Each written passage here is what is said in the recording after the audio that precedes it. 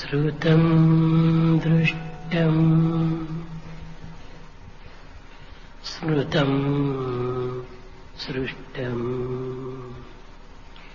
सर्वं ब्रह्मेति चिद्रितं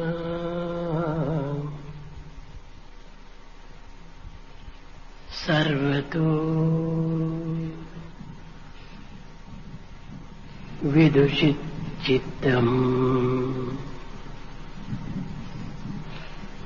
फलकुतृ जीवियं सदा दृष्टं ప్రేమ స్వరూపుల చూచున్నది, వినున్నది, సంకల్పించుకున్నది, ఆచరించున్నది సర్వం బ్రహ్మమయం యొక్క ప్రభావమే.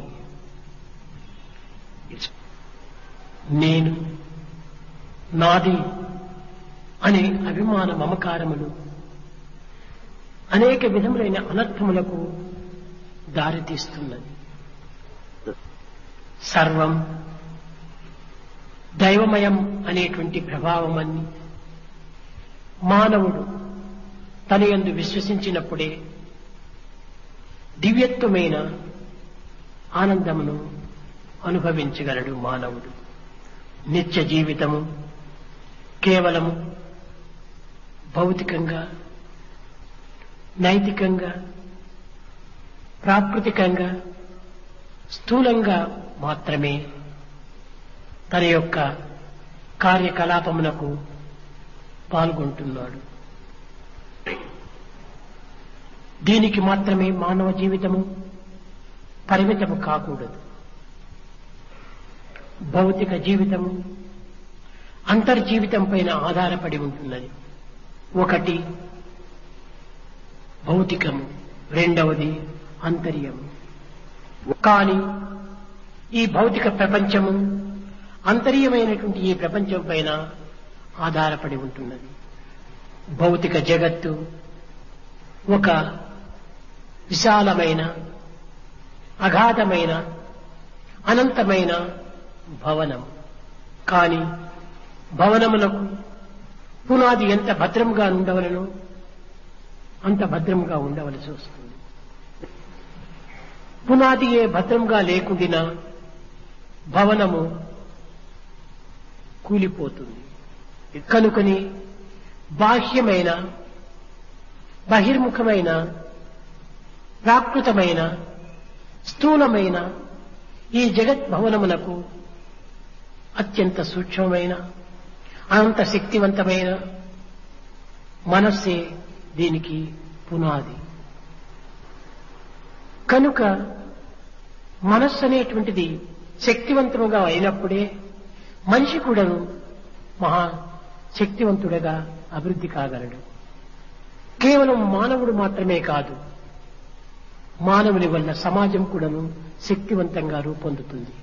కేవలము సాంఘికం మాత్రమే కాదు, సొసైటీ మాత్రమే కాదు, జాతీయత కూడాను భద్రంగా నిలిచగలుగుతుంది. కనుక ఈ జాతీయత భద్రత సమాజం పైన ఆధారపడి ఉన్నది. మనస్సు సరి అయినదిగా ఉండినప్పుడే మనస్సు మనిషి దివ్యమైనటువంటి వాడిగా రూపొందుతాడు. మనస్సు కలవాడే మనిషి, మనస్సే లేకుండిన మనిషే లేడు. కనుక అంతర్భూతమై అగోచరమైనటువంటి ఈ యొక్క మనస్సు అనే పునాది సరి అయినటువంటి స్థితిలో ఉండినప్పుడే మనిషి అని గోచరించేటువంటి ఈ స్వరూపము సరి అయినటువంటి యొక్క స్థితిని అందుకోగలడు. ఈనాటి ఆధునిక యుగమునందు అనేక విధములైనటువంటి మార్పులు కలుగుతూ వచ్చాయి. సిరి సంపదలక లోటు లేదు, భోగ భాగ్యములక ఏ విధమైనటువంటి యొక్క లోటు లేదు, విలాస విహారములక తక్కువ లేదు. కానీ ఈనాటి మానవుడు నిరంతరము నిరాశచే, నిస్పృహలచే, నిష్ఠూరములచే కుంగిపోతున్నాడు. దీనికి కారణమేమిటి?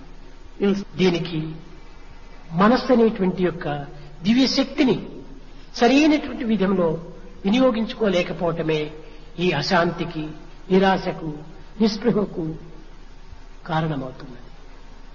మనిషికి మధ్యలో అనేక విధములైనటువంటి యొక్క సమస్యలు పెరిగిపోతున్నది. ఈ సమస్యల యొక్క ప్రభావం చేతనే అనేక విధములైనటువంటి ప్రమాదములు కూడాను సంభవిస్తున్నవి. కనుక మనశ్శక్తిని సరైనటువంటి విధంలో మనము వినియోగించుకోవటానికి తగిన కృషి చేయాలి. ఈనాటి మానవుని యొక్క మనస్సు కేవలము ఒక ఉన్మత్తంగా మారిపోతుండాలి. కారణమేమనగా ఈ మానవ మనస్సు ఇంద్రియములకు మితిమీరినటువంటి స్వేచ్ఛను అందిస్తూ వస్తుండాలి. ఈ యొక్క ఇంద్రియముల యొక్క మితిమీరిన స్వేచ్ఛనే మానవుని మతిని ఉన్మత్తునిగా మారుస్తున్నారు.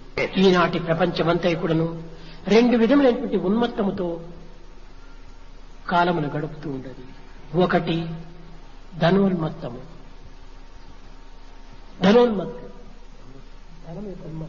రెండవది అధికార ఉన్మత్తు.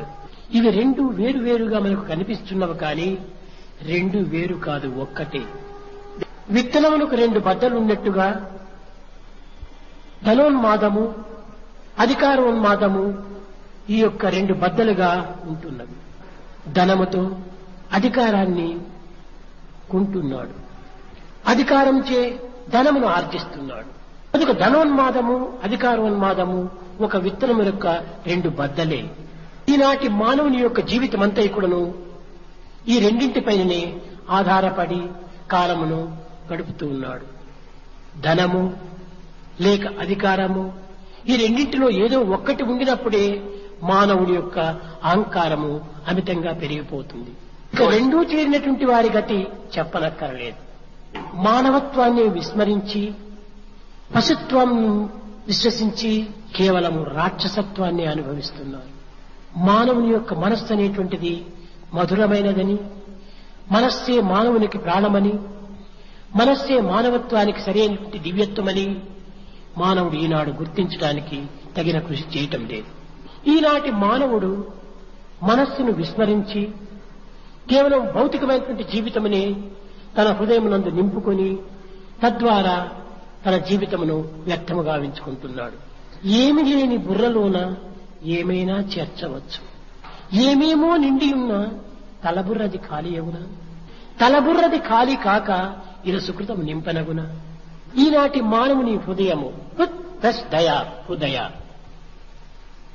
అనగా దయామయమైనటువంటిదే మానవుని యొక్క హృదయము.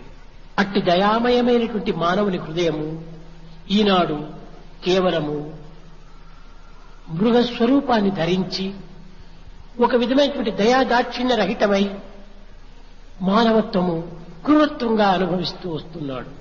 ఈనాటి చదువు సంజల లోపల మానవుడు మహా అధికుడిగా మారిపోతున్నాడు.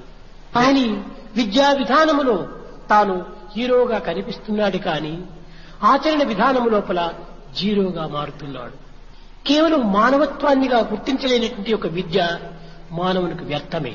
చదువుతో పాటు సంస్కారం కూడాను అత్యవసరమనేటువంటి సత్యాన్ని ఈనాటి విద్యా విధానంలో గుర్తించడానికి ప్రయత్నించటం లేదు. రావణాసురుడు కాని, దుర్యోధనుడు కాని శక్తి సామర్థ్యముల లోపల ఏమాత్రమూ ఎవరికి తీసిపోయినటువంటి వారు. ఈ యొక్క విద్యా సమస్త శక్తులు కూడాను అనంతమైనటువంటివి, గొప్ప విద్యావంతులు. కానీ మనసులో మాలిన్యము చేరినప్పుడు సర్వం కూడాను శూన్యంగా మారిపోయినది. మానవత్వాన్నే మర్చిపోయారు. మానవత్వాన్ని మరిపించేటువంటి విద్యలు విద్యలవుతాయా? మానవత్వాన్ని ప్రకాశింపజేసేటువంటివి, వికసింపజేసేటువంటివి, ప్రకటింపజేసేటువంటివే విద్యలు. ఏదో పొట్ట నింపుకునే నిమిత్తమై విద్యలను ఆర్జిస్తున్నాము. పొట్టలు నింపుకోవటానికి మానవుడిగా పుట్టాలా? కుక్కలు, నక్కలు, కోతులు కూడాను పొట్టలు నింపుకోవటం లేదా? కాదు కాదు. హృదయాన్ని పండించుకునే నిమిత్తమై విద్యలు కావాలి. ప్రేమను నిండించుకునే నిమిత్తమై విద్యలు కావాలి. విజ్ఞాన ప్రజ్ఞాన సుజ్ఞానమును ప్రకటింపజేసే నిమిత్తమై విద్యలు కావాలి. కేవలం జానుడు పొట్ట నింపుకున్న చిక్కుల నుంచి కోటి విద్యలను పూనిగా నేర్చి పరిపూర్ణ సుఖమును నొందలేక ఈ మానవ జాతి లోకమున బ్రగ్గగనేలా? శ్రీపతి నామచింతనమే చేకూరు చేయి సుఖంబు మానవ. నిద్ర నుండి లేచి మరి నిద్రపోయేడు దాకా ఇంతకై హద్దును పద్దులేక ఏమందగ చేయుచు జీవితంబు మీరిద్దర దారవోసి దళాక్షుని విస్మరించి ఏ పెద్ద సుఖము నొందితిరో విరిచికి తెలుపుము మానవ. ఏమి అనుభవించారు మీరు? భగవంతుని విస్మరించి లోకాన్ని విశ్వసించి విద్యను అభ్యసించి అధికారంలో చేపట్టి ఏ సుఖం పొందారు మీరు? అందులో ఏమైనా సుఖమున్నదా? ఉన్నదనే భావిస్తున్నారు. ఏమిటి ఈ సుఖము? క్షణికమైన సుఖము కాదు. ఇది కాదు మానవుని యొక్క సుఖము.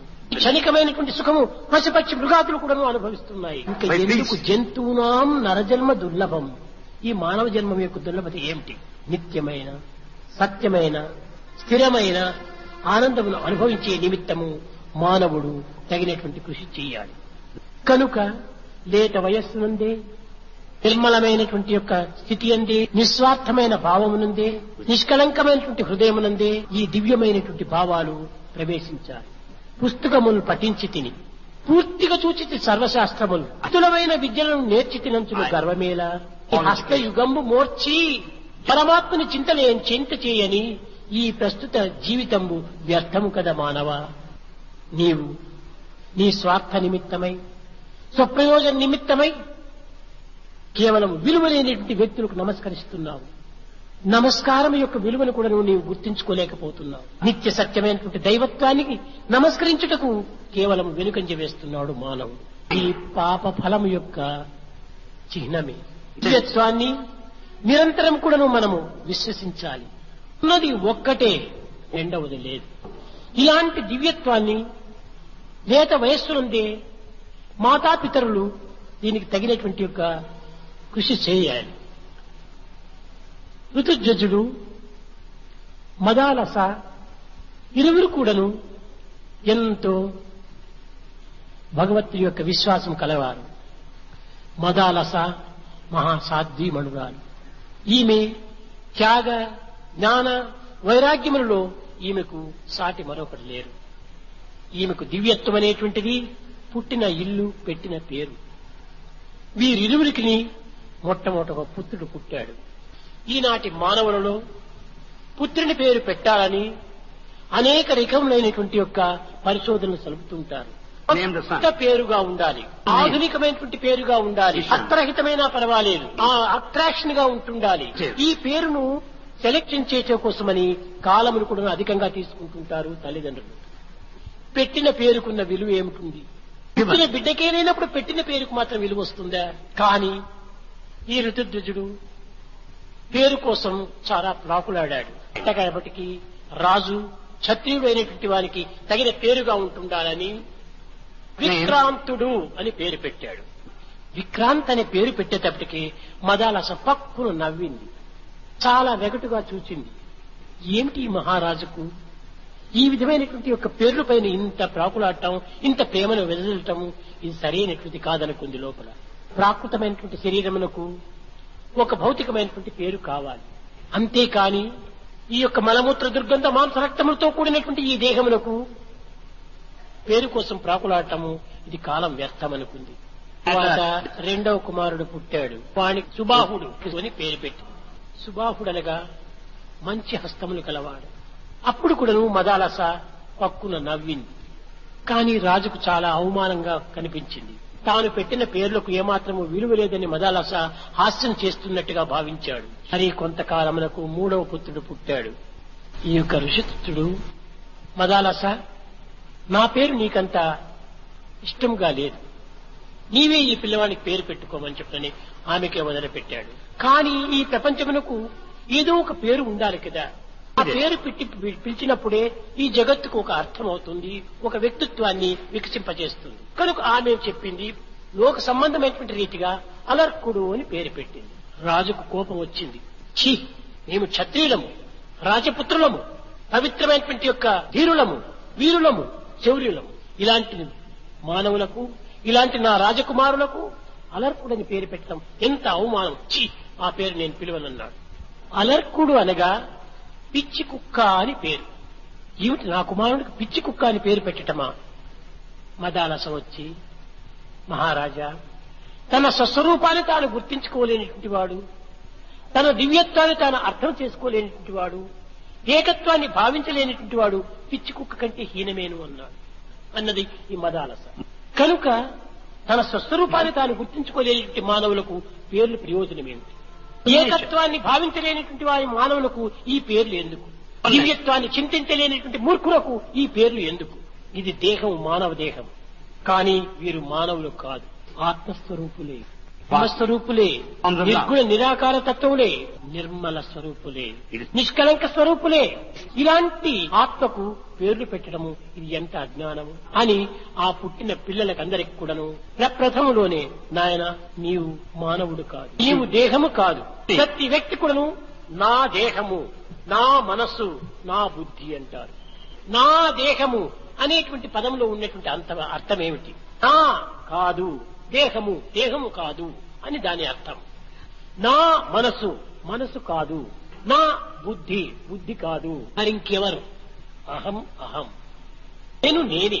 ఈ నేను అనేటువంటి ఉనికి ఒక బ్రహ్మకు, ఒక పరమాత్మకు, ఒక దైవత్వానికి, దివ్యత్వానికి మాత్రమే సంబంధించినటువంటిది. కనుక ప్రతి జీవుడు కూడాను ఆత్మస్వరూపుడే. మలమూత్ర దుర్గంధములతో కూడినటువంటి దేహం కాదు తాను. నిమిషములకు నీచులూరిని కాని పురుగు జవ్వాదీలు పుట్టబోవు.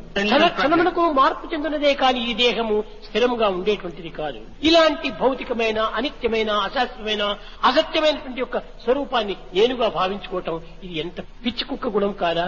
నాయన నీవు దేహముగా నీవు భావించవద్దు. దేహము క్షణభంగురమైనటువంటిది, దేహము నీటి బుడగ వంటిది. ఇలాంటి దేహాన్ని నీవుగా భావించవద్దు అని ఈ లేత వయస్సునందునే పిల్లలకు ఈ విధమైనటువంటి పవిత్రమైనటువంటి ఆత్మబోధలు సలుపుతూ వచ్చింది మదాలస. కనుక ఈనాటి పిల్లల యొక్క మంచి చెడ్డలకు మూల కారణము మాతృమూర్తులే.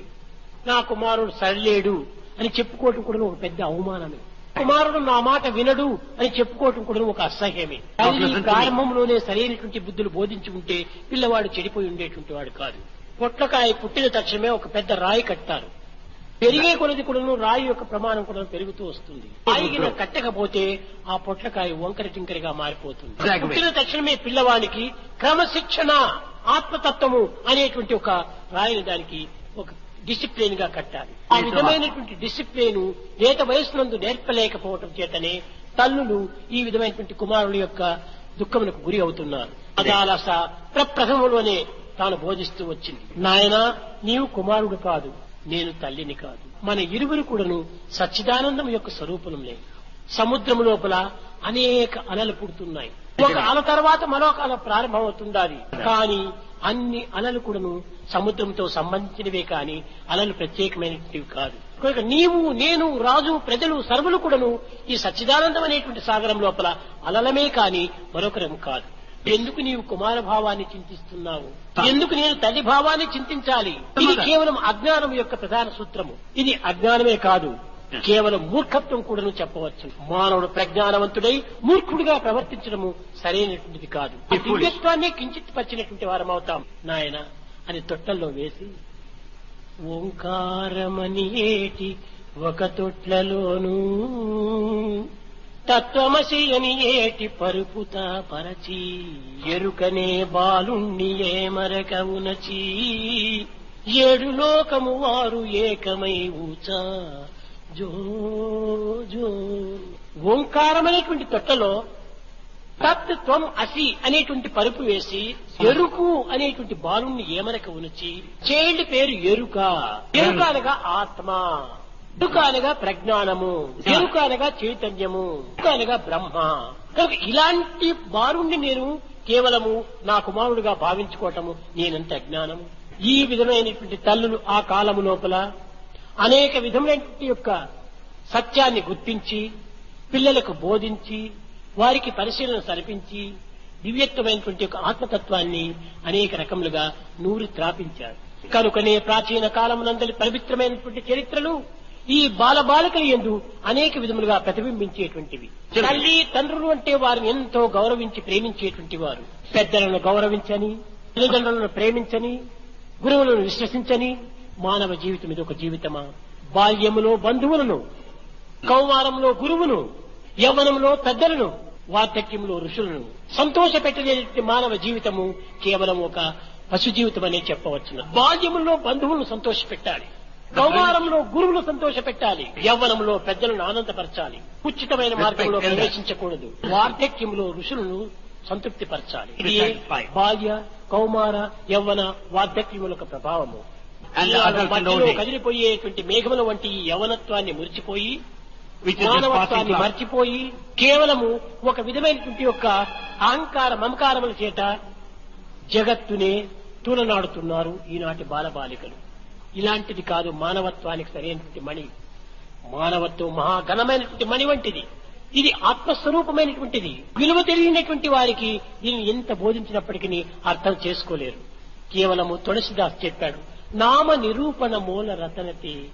రత్నం యొక్క విలువను తెలిసినటువంటి వాడే దీన్ని బందోబస్తు చేసి సరైన భద్రమైనటువంటి పెట్టెలో పెట్టి తాళం వేస్తాడు.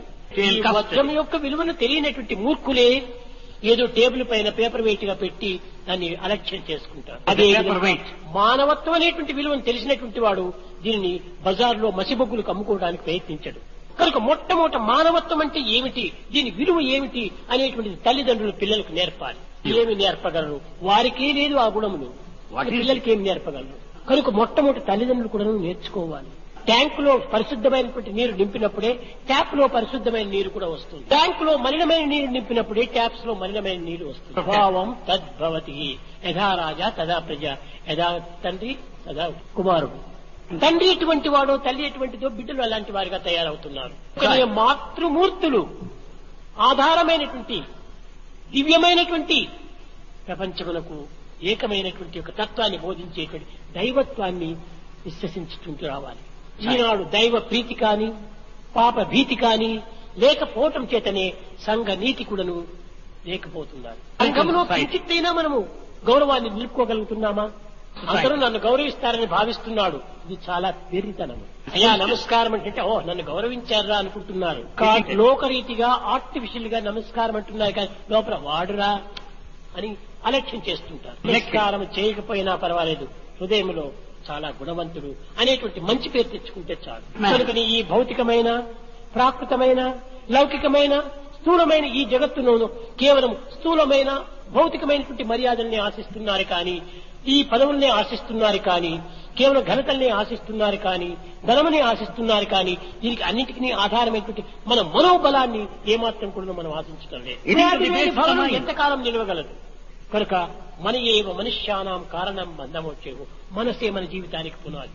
మనసు మహా పవిత్రమైనటువంటిదిగా ఉంటుండాలి. మనసు చాలా ఉత్తమమైనటువంటిదిగా ఉంటుంది. మనసు చాలా నిర్మలమైనటువంటి, మనసు నిస్వార్థమైనటువంటి. మనసు స్వార్థమైనప్పుడే మనిషి స్వార్థుడైపోతాడు. మనసు మాలిన్యమైనప్పుడే మనిషి కూడా మాలిన్యమవుతాడు. అతి మలినమైనటువంటి మనిషి యందు అన్ని చూపులు మలినమే, శ్రవణము మలినమే, తాకు మలినమే, చేతులు మలినమే, సర్వం మలినమే అయిపోతుంది. In a dirty man, looks are dirty, talk is dirty, listening is dirty, everything is dirty. కనుక మొట్టమొదటి మనసు పరిశుద్ధమైనటువంటిదిగా ఉంటే పరులన్నీ పరిశుద్ధమైనవి, చూపులన్నీ పరిశుద్ధమైనటువంటివి, పరుపులంతా పరిశుద్ధమైనటువంటివిగానే ఉంటాయి. మన హృదయం అనేటువంటిది ఒక పెద్ద పాత్ర. దీంట్లో పరిశుద్ధమైనటువంటి మనసును మనం నింపుకున్నప్పుడు దీనికి దశేంద్రియమైనటువంటి రంధ్రములు ఉంటున్నాయి. ఏ రంధ్రము నుంచి వచ్చినప్పుడు కూడా పరిశుద్ధమే వస్తుంది, కానీ మరొకటి రాదు. కనుక మనం ఏమి చెయ్యాలి? ఉన్నది ఒక్కటే. ఏకం సత్విప్రాహోదావదంతి. ఒక జ్యోతిని పెట్టాం, ఒక్కటే అది. 10 రంధ్రములు పెట్టినటువంటి కుండలు దానిపైన బోల్డించాం. ఆ 10 హోల్స్ నుంచి కూడాను 10 జ్యోతులుగా కనిపిస్తుండాలి. దానిపైన దట్టమైనటువంటి ఒక బట్టని కప్పాం, ఆ జ్యోతులు కూడా కనిపించడం లేదు. ఎప్పుడు ఆ దట్టమైన వస్త్రాన్ని మనం తీసివేస్తామో ఇప్పుడే 10 జ్యోతుల వలె కనిపిస్తుంది. ఇప్పుడు ఆ కుండను మనం పగలగొడదుమో అప్పుడు ఒక జ్యోతి ఏమైనా కనిపిస్తుంది. కనుక ఆత్మ అనేటువంటి ఏక జ్యోతి పైన దశేంద్రియముల యొక్క చింద్రములు కలిగినటువంటి ఈ దేహం అనే కుండను బోల్డించాం. దీనిపైన అభిమాన మమకారమైనటువంటి దట్టమైనటువంటి వస్త్రాన్ని కప్పినాము. ఈ ఆత్మజ్యోతిని మనం చూడలేకపోతున్నాము. అభిమాన మమకారమైనటువంటి బట్టను తీసివేయి, 10 జ్యోతులైనా కనిపిస్తాయి. కానీ ఈ దేహభ్రాంతి కూడా నీకు వదిలిపెట్టు. ఒకే జ్యోతి, ఏకాత్మ భావము, ఏకం సత్విప్రాహోదావదంతి. ఆ యొక్క మంత్రములకు తగినటువంటి ఆధారంగా ఉంటాయి.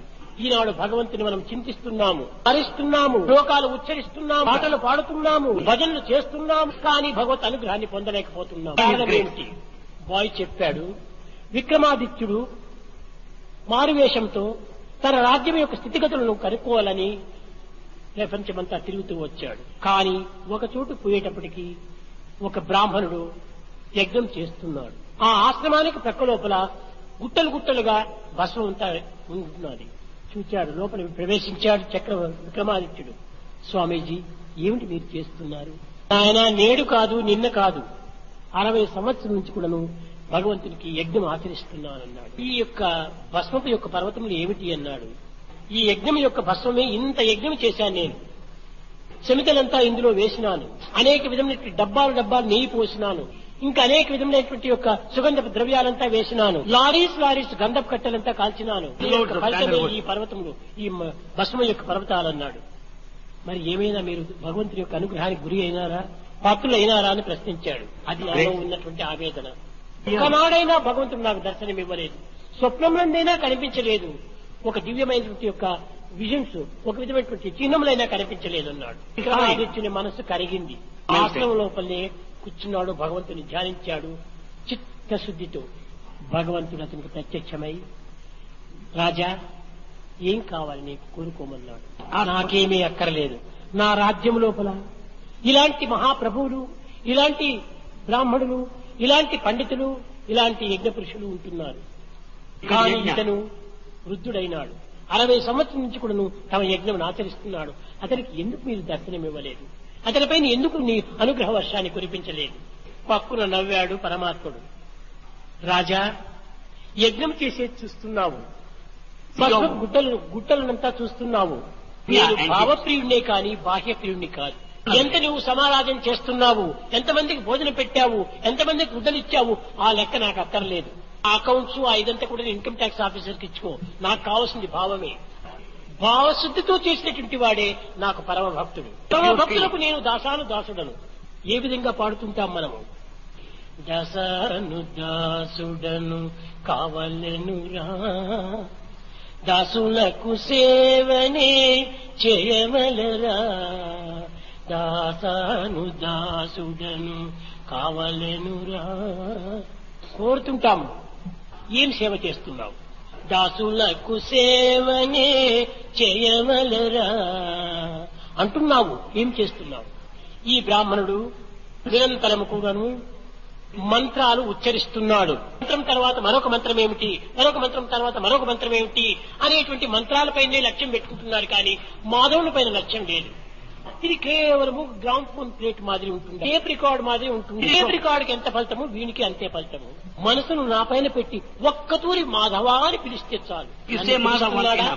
కేశవాయ నమః, నారాయణ నమః, మాధవాయ నమః, గోవిందాయ నమః, మసూదర, ఇవే నాకు కావాల్సింది. ఇవి కాదు, నాకు హృదయం నుంచి రావాలి. ఇది కేవలం డ్రై మంత్రాలు, ఇందులో కాదు. ఇది ఫ్రెష్. దీంతో ఒక విధమైనటువంటి ప్రాణ సంబంధమైనటువంటి యొక్క దివ్యత్వం ఉండాలి. ఎండ మేఘాలు చాలా ఉంటుంటాయి, ఎండమావులు, మిర్హాస్. కానీ ఎంత దూరం పోయినప్పటికీ ఒక్క చుక్కైనా మనకు నీళ్ళని అందించదు.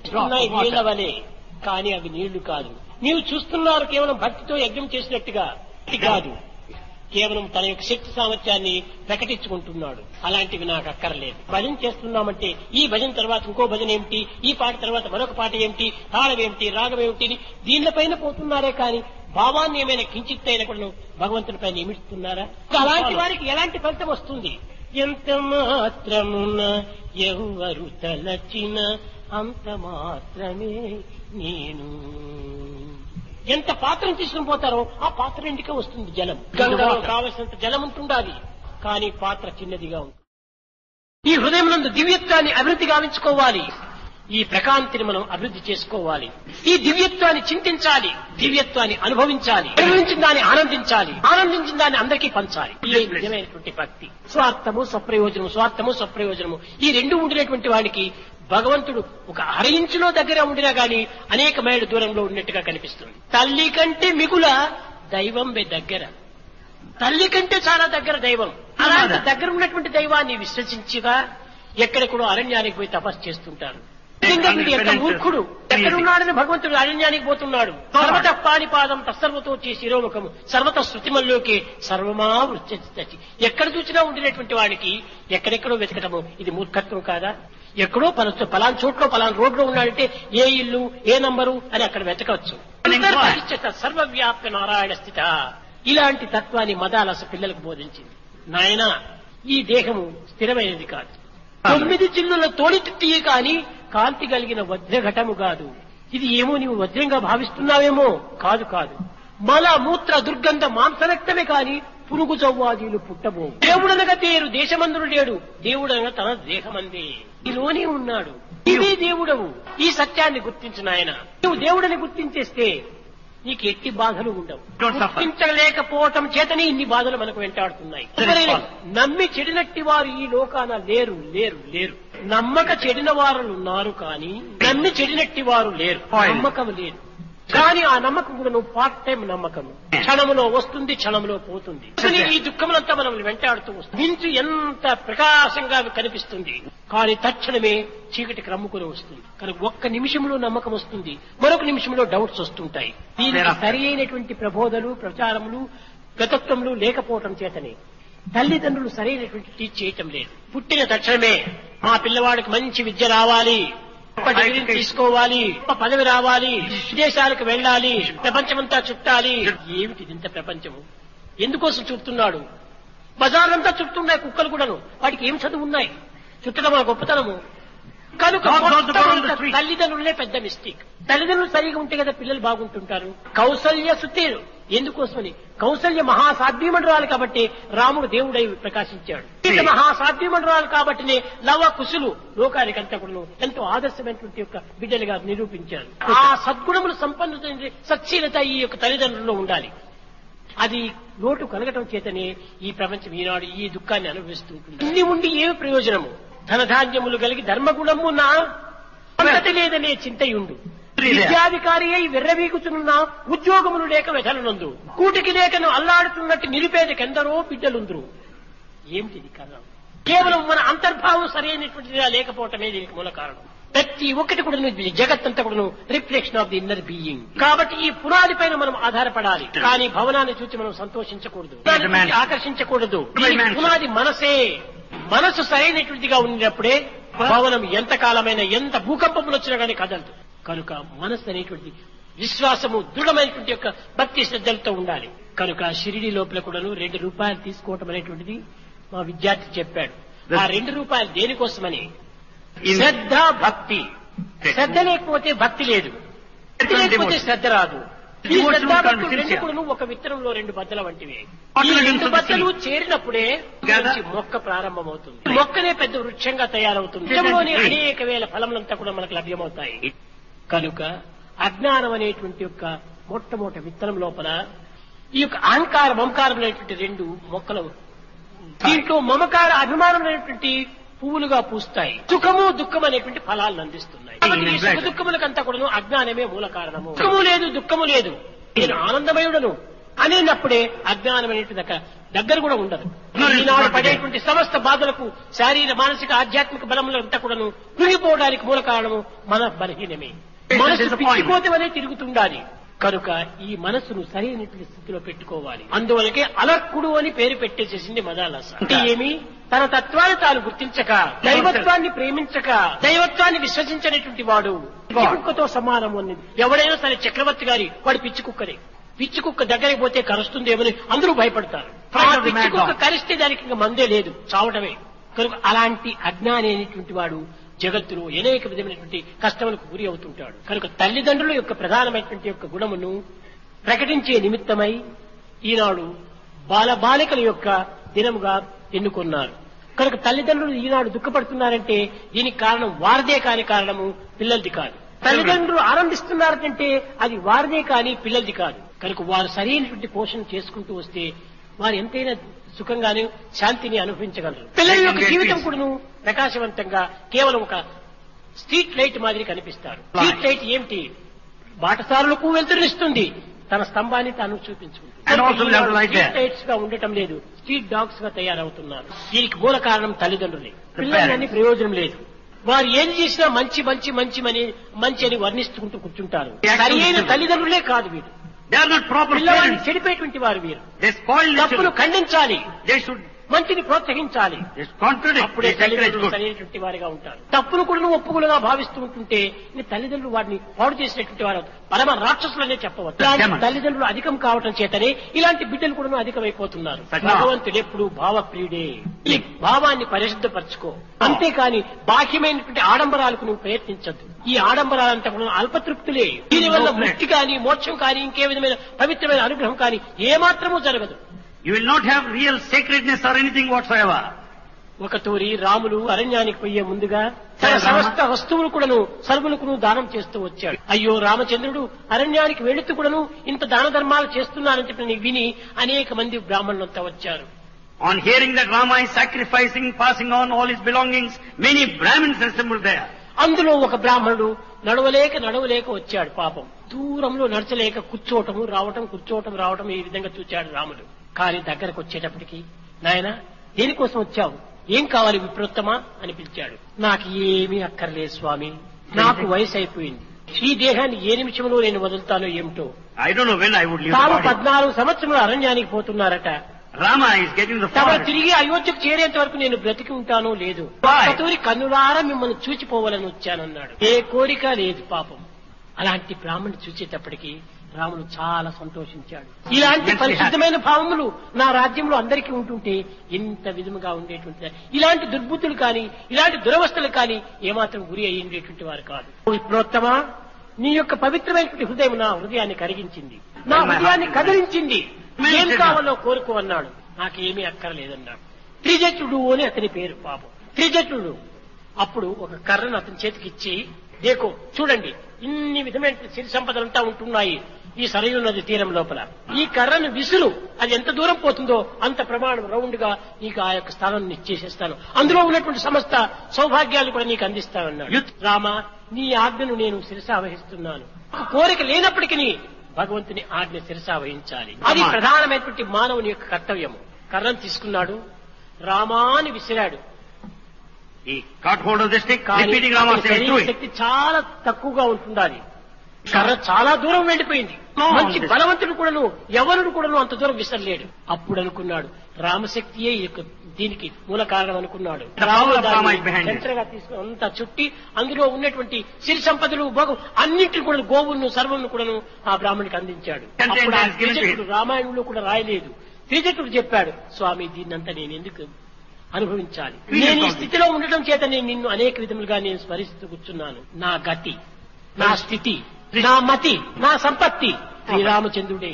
నా స్థితి, మతి, గతి, సంపత్తి సర్వం కూడా నాకు శ్రీరామచంద్రుడే. అందువల్లనే తమను చూడటానికి వచ్చాను. తమ సుందర విగ్రహాన్ని చూస్తుంటే నేను నా సర్వస్వను మర్చిపోయినాను. ఈ ఆనందాన్ని నా జీవితం ఉండినంత వరకు నాకు అందించినాడు చాలున్నాను. అప్పుడు చెప్పాడు, ఇలాంటి విప్రులు దీనివల్లనే సాక్షాత్ దైవ స్వరూపులుగా భావిస్తూ వచ్చాడు. ఆనాటి మహావిప్రులు గాని అలాంటి సద్గుణవంతులు కాని ఈనాడు కరువైపోయారు. చచ్చేవాడిని చూస్తే చచ్చేవాడు కూడా లేచి వస్తాడట. చచ్చేవాడు కూడా లేచి వస్తాడు. చావు కూడా ఒక క్యాన్సిల్ చేసుకుంటాడు. ఇలాంటి పరిస్థితి ఈ కలియుగంలో ప్రారంభమైంది. దీనికి మూల కారణం ఏమిటి? స్వార్థము. దురాశ. ఆశకు ఒక పరిమితమే లేదు. ఎంత ఉండినా ఇంకా కావాలి. దురాశే దుఃఖమునకు కారణము. మనకు ఆశపడవలసింది ఏమిటి? ఆదర్శ మానవుడుగా తయారు కావాలి, ఆదర్శ పుత్రులుగా తయారు కావాలి, ఆదర్శమైనటువంటి జీవితాన్ని మనం అందించాలి. ఇదే మానవత్వానికి సరైనటువంటి అర్థము. అనేక జన్మం నుంచి వస్తున్నాం మనము, పట్టవారు కాదు పాతవారమే. అందువల్లనే కృష్ణుడు చెప్పాడు, నమే పాత్తాస్తి కర్తవ్యం తిశ్లోకేశికించన నానవాప్తం అవాప్తయం వర్తయే వతి కర్మణి. నేను కర్మ చేయకపోతే ఎట్లవుతుంది? నీవు కూడా అనేక జన్మల నుంచి వస్తున్నావు అర్జున. దీనికి మానవ అనేటువంటి దాంట్లో పదంలోనే ఉంటుండాలి అర్థము. మా అనగా కాదు, నవ అంటే కొత్తవాడు కాదు, నీవు పాతవాడే. పాతవాడే నాయన. నీకు నాకు అనేక జన్మల నుంచి కూడా సంబంధం ఉంటుండాలి.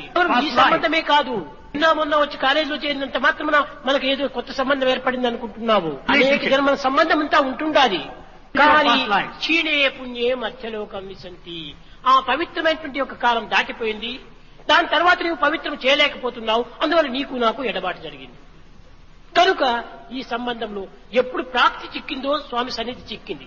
సన్నిధి చిక్కినప్పుడు దాన్ని మరింత ప్రాప్తిగా పోషించుకోవాలి. ఇప్పుడే నీకు అధికమైనటువంటి జీవితం అభిజితం అవుతుంది. కానీ ఉన్నదాంతో అనుభవించావు కానీ మరి కొత్త సంపాదించలేదు.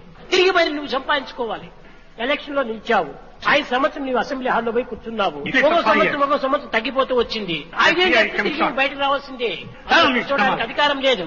తిరిగి కూర్చోవాలంటే తిరిగి నువ్వు ఎలక్షన్ నిలిచాల్సిందే. అదే రీతిగానే ఈ యొక్క పుణ్యం ఉన్నంత వరకు ఉండినావు సమీపంలో. పుణ్యం క్షీణించింది. క్షీణించడానికి నీ ప్రవర్తనే కారణము. కనుక ఆ ప్రవర్తన చేతనే క్షీణించిపోయింది ఈ పుణ్యము. తిరిగి దాన్ని సంపాదించుకోవాలంటే తిరిగి పుణ్యం నువ్వు సంపాదించుకోవాలి. అది మనుషుల యొక్క ప్రవర్తనతో వచ్చేటువంటిదే కానీ భగవత్ యొక్క అనుగ్రహంతో లభించేటువంటిది కాదు. ఈనాడంతా కూడా నెగిటివ్ థాట్స్ అంతా లోపల పెట్టుకున్నాం మనం, కానీ పాజిటివ్ పవర్ ను ఆశిస్తున్నాము. అదే పెద్ద తప్పు. నీ హృదయం నుంచి నెగిటివ్ థాట్స్ పోవాలి, ముందు పాజిటివ్ థాట్స్ రావాలి. కొనేది వంకాయలు, కొసరరిగేది గుమ్మడికాయలు. You want pumpkin as extra. కనుక మనము లోపల మనం ఆ నెగిటివ్ ని మనం తీసివేయాలి. అంతా నెగిటివ్ థాట్స్ కనుక నీకు పాజిటివ్ అయిన భగవంతుడు నీకు ఎట్లా లభిస్తాడు? మొట్టమొదటి ఈ నెగిటివ్ థాట్స్ కడిగి వేసేసి సరైనటువంటి యొక్క నిర్మలమైన నిశ్చలమైనటువంటి యొక్క భావం నీలో ప్రాప్తిస్తుంది. దుస్సంగముల చేత దుర్బోధనలే వస్తుంటాయి. చేత దుశ్చర్యలే ఆచరిస్తాడు, దుఃఖమునే అనుభవిస్తాడు. కనుక మొట్టమొదటి దుస్సంగాన్ని దూరం చేసుకోవాలి. Run away from bad company. ఎప్పుడు బాగుపడతావు. ఎంతకాలమైనప్పుడు కూడా ఈ దుస్సంగం ఉండినంత వరకు కూడాను భగవంతునికి అత్యంత దూరమే. ఈ దుఃఖం తప్పినది కాదు, ఇది ఎవరో ఇచ్చినది కాదు, నీవు సంపాదించుకునేటువంటి. కనుక భగవంతుని భజన చేసినా, భగవంతుని కీర్తనలు పాడినా, భగవంతునికి నామస్మరణ చేసినా హృదయం నుండి రావాలి. కేవలం పెదవుల నుంచి వచ్చి ప్రయోజనం లేదు. పెదవుల నుంచి వచ్చేటువంటి నామస్మరణ కంటే చేతులతో చేసిన సేవ చాలా మేలు అన్నాడు. కనుక ఇవన్నీ కూడా నువ్వు కేవలం ఒక ఆడంబరంగా ప్రకటించేటువంటివి. ఇంత పప్పెట్ షో కాదు కాదు కాదు. ప్రాణం పోయిన తర్వాత కూడా నువ్వు హార్ట్ లంగ్ మిషన్ పెడితే ఊగినట్టుగా ఉంటుంటా దేహము. ఈ ఆడేది హార్ట్ లంగ్ మిషన్ యొక్క ప్రభావమే కానీ నిజమైన ప్రాణం లేదు అక్కడ. రాగతాడానికి వచ్చేటువంటి సౌండ్లే కానీ ఈ పెదవుడివి హార్ట్ నుంచి వచ్చినవి కాదు. హార్ట్ నుంచి వచ్చినటువంటివి అయితే హార్ట్ ను మర్చిపోతాడు. హార్ట్ ను చూస్తున్నాడు, హార్ట్ ను మర్చిపోతున్నాడు. ఈనాటి కలియుగ ప్రభావం. కనుక మనం హార్ట్ ను మార్చాలి, హార్ట్ ను పెంచాలి. సో ఈ భగవంతుని హార్ట్ లో పెట్టుకోవాలి. కనుక భగవంతుని యొక్క స్మరణ చేయాలంటే హృదయం నుంచి రావాలి, ఉప్పొంగాలి. తాదాత్మ భావన పొందాలి. ఉన్నాము ఆశ్రమంలో 20 ఏళ్ల నుంచి ఉంటున్నాము. ఏమి స్వామి అనుగ్రహం రాలేదు. ఇది ఎట్లా ఉందంటే 60 సంవత్సరాలు యజ్ఞం చేసా చూడు, ఆ ముసిలి వాడి వల్లే ఉంటుండాలి. సంవత్సరం వరకు ఆశ్రమంలో ఉంటున్నాము 20 సంవత్సరం నుంచి. కానీ ఏం చేస్తున్నావు? లోకాభిరామాయణం అంతా వాళ్ళ చింతన వీళ్ళ చింతన అంతా చేస్తున్నావు. దైవ చింతన ఎంత మాత్రం చేస్తున్నావు? ఆశ్రమంలో ఉండి కూడా అదొక శ్రమనే. ఆశ్రమం యొక్క ప్రభావాన్ని, ఆశ్రమం యొక్క నియమాన్ని, ఆశ్రమం యొక్క పద్ధతిని, ఆశ్రమం యొక్క స్థితిని మనం ఎంతవరకు పోషించుకుంటున్నాం? బాడీ ఆశ్రమంలో, బుద్ధి బజార్లో కాదు. Hands in the society, head in the forest. అది కావాలి నాకు. హెడ్ లోపలికి ఎవరి చింతను చేర్చకూడదు, ఒక్క దైవ చింతన తప్ప. అది నిజమైనటువంటి స్మరణ. జన బినా సుఖ శాంతి నహీ,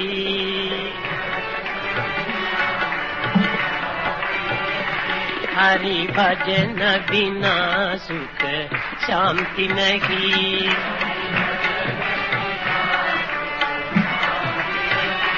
హరి నామ బినా ఆనంద నహీ,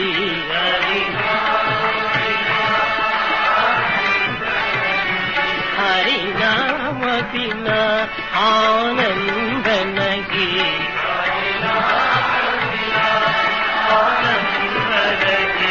हरि भजन बिना सुख शांति नहीं, हरि भजन बिना जप जान बिना संयोग नहीं, जप जान बिना संयोग नहीं, प्रभु दर्श बिना प्रज्ञान नहीं, प्रभु दर्श बिना दय धर्म बिना सत्कर्म नहीं, दय धर्म बिना सत्कर्म नहीं, भगवान बिना कोई अपना नहीं, भगवान बिना कोई अपना नहीं, हरि नाम बिना परमात्मा नहीं, हरि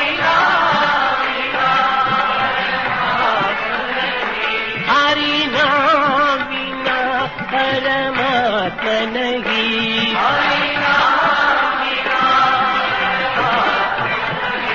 हरि भजन बिना सुख शांति नहीं, हरि भजन बिना सुख शांति नहीं, हरि नाम बिना आनंद नहीं, हरि नाम बिना आनंद नहीं, हरि भजन बिना सुख शांति नहीं, हरि भजन बिना सुख शांति नहीं, हरि नाम बिना आनंद नहीं, हरि नाम बिना आनंद नहीं, हरि भजन बिना सुख शांति नहीं, हरि भजन बिना सुख शांति नहीं।